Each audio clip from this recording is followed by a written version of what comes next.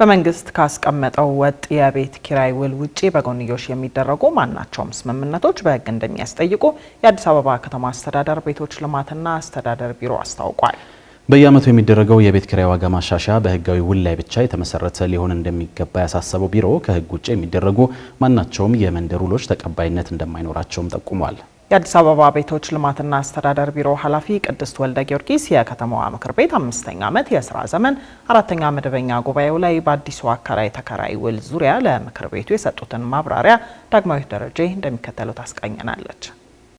የመኖሪያ ቤት ሁሉንም የህብረተሰብ ክፍል የሚነካ መሰረታዊ ጉዳይ ነው። በተለይ እንደ አዲስ አበባ ባሉ ከፍተኛ የህዝብ ቁጥር ባላቸው ከተማዎች ላይ ደግሞ ቤት ማግኘት ፈታኝ እየሆነ እየመጣ ነው። በከተማዋ ያለ አብዛኛው የህብረተሰብ ክፍል ቤት ተከራይቶ የሚኖር ሲሆን በየጊዜው የቤት ኪራይ መጨመር ደግሞ ከፍተኛ የኑሮ ቀውስ እያስከተለ መሆኑ በተለያየ ጊዜ ይነሳል። የአዲስ አበባ ከተማ ቤቶች ልማትና አስተዳደር ቢሮም በከተማዋ ነዋሪዎች ላይ ያለውን የኑሮ ጫና ለማቃለልና በቤት ኪራይ ገበያ ላይ የሚስተዋሉ ህገወጥ አሰራሮችን ለመፍታት ያግዛል ያለውን አዲስ የቤት ኪራይ ውል እድሳትና የዋጋ ጭማሪ ጣሪያ ተግባራዊ ማድረጉን ከቀናት በፊት ይፋ አድርጓል። ለ2019 በጀት ዓመት የሚተገበረው ፍትሐዊ የቤት ኪራይ ዓመታዊ ጭማሪ ጣሪያ 11.5% ሆኖ መጽደቁ ሲነገር ከተቀመጠው የጭማሪ ጣሪያ በላይ ዋጋ መጨመር በጥብቅ የተከለከለ መሆኑ ተገልጿል። ከህጋዊ አሰራር ውጪ የሚደረጉ የመንደር ውሎች ፈጽሞ የተከለከሉ መሆናቸውንና ከተቀመጠው ህጋዊ ተመን ውጪ የሚያስከፍሉ አከራዮች በህግ ተጠያቂ እንደሚሆኑ ቢሮ መግለጹ ይታወሳል። የከተማዋ ምክር ቤት በሳምንቱ መጨረሻ 5ኛ ዓመት የስራ ዘመን 4ኛ መደበኛ ጉባኤውን ባካሄደበት ወቅትም የምክር ቤቱ አባላት ከአከራይና ተከራይ ጋር ተያይዞ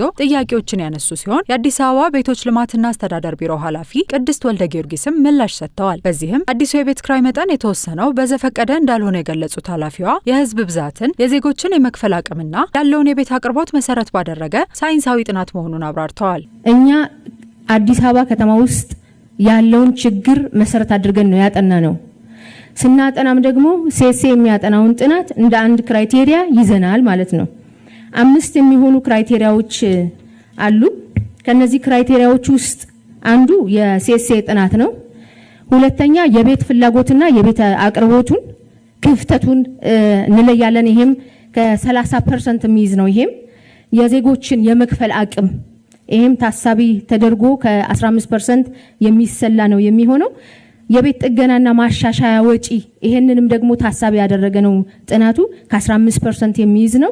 ከዚህም ባሻገር ደግሞ ከተማ ላይ ያለ የህዝብ ብዛት ለውጥ እነዚህን ታሳቢ አድርጎ ከ100 ይዞ ነው ጥናቱ የተጠናው ማለት ነው። በዚህ መንግስት ካስቀመጠው የቤት ኪራይ ውል ውጪ በጎንዮሽ የሚደረጉ ማንኛቸውም ስምምነቶች ተቀባይነት እንደሌላቸው የገለጹት ኃላፊዋ በእንዲህ ባለው ሁኔታ የሚዋዋሉ አካላት ላይም ህጋዊ እርምጃ እንደሚወሰድ አስታውቀዋል። ከዚህ ፎርማት ውጪ ተከራይን ማከራየት ማዋዋል የለበትም አከራዩ።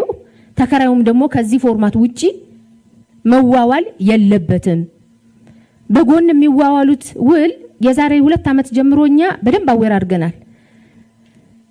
በአመት አንድ ጊዜ በሚደረገው የዋጋ ጥናት ማሻሻያ ሲደረግ በጎንዮሽ የተዋዋሉት ውል ካለ እሱን ታሳቢ አያደርግም። ህጋዊ ውላቸው ላይ መሰረት ተደርጎ ነው ጭማሪ ካለም ጭማሪ ሊደረግ የሚችለው የሚለውን በአግባቡ አወር አድርገናል።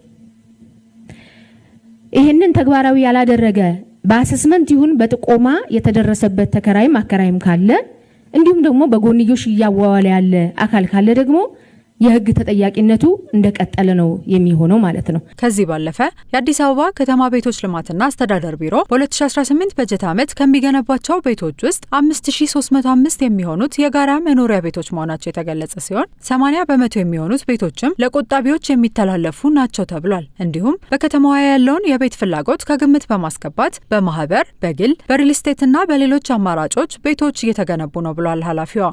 በማህበር ብቻ ዘንድሮ 16730 የሚሆኑ ቤቶችን እየገነባን ነው። በግል 21090 ቤት የሚሆኑ ደግሞ በግል እየተገነቡ ነው። በሪል ስቴት ከ68008 የሚሆኑ ቤቶችን እየገነባን ነው። በመንግስት 50305 ቤቶችን እየገነባን ነው። በፒፒፒ 19391 የሚሆኑ ቤቶችን እየገነባን ነው። በበጎ ፈቃድ ደግሞ 5865 በደጋግ ኢትዮጵያውያን የሚሰሩት ቤት ነው። እንዲሁም ደግሞ ዝቅተኛ ለኑሮ ደረጃ ላይ ላሉ ወገኖቻችን መንግስት እንደዚሁ እየሰራ ያለው ደግሞ እሱም ደግሞ 5000 የሚሆን ቤት ደግሞ አለን ማለት ነው። ስለዚህ እነዚህ ቤቶች ናቸው ዘንድሮ እየተሰራ ያለውና አልፈንም ደግሞ ለሚቆጥቡትና ዝቅተኛ ለኑሮ ደረጃ ላይ ያሉ የህብረተሰብ ክፍሎቻችን እናስተላልፋለን እያልን ያለ ነው። ሌላው በከተማዋ ባሉ ከ10 እና ከዚያ በላይ ወለል ያላቸው የጋራ መኖሪያ ቤቶች ዙሪያ ከሚነሱ ጥያቄዎች መካከል የአሳንሰር ወይንም ሊፍት ጉዳይ ሲሆን ቢሮው የህዝቡን እንግልት ለማስቀረት የሊፍት ገጠማ ስራ እያካሄደ መሆኑንም ኃላፊዋ አብራርተዋል። ሃይ ራይዚንግ ቤቶች ሊፍት አልነበራቸው። ያው እንዳነሳሁትም እቅዱም አልነበረም።